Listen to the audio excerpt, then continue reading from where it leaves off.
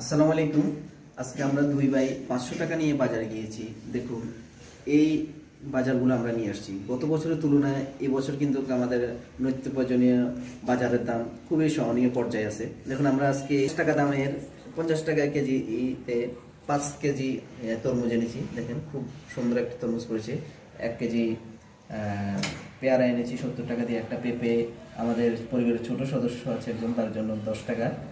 1 KG এখানে আছে সাগর কলা, আনাজি কলা, এখানে 20 টাকা। এখানে আছে বড়ই 70 টাকা দামের 1 কেজি। আর এখানে দেখুন কি টসটসে টমেটো, মাত্র 20 টাকা কেজি। আর এখানে আছে গাজর 1 কেজি 20 টাকা দামে।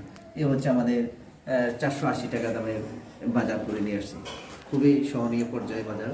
তো আমাদের ধন্যবাদ জানাই আমাদের প্রফেসর মোহাম্মদ ইউনূস সাহেবকে, যিনি আমাদেরকে বাংলাদেশকে এই রমজান মাসে এরকম বাজার উপহার দেওয়ার জন্য।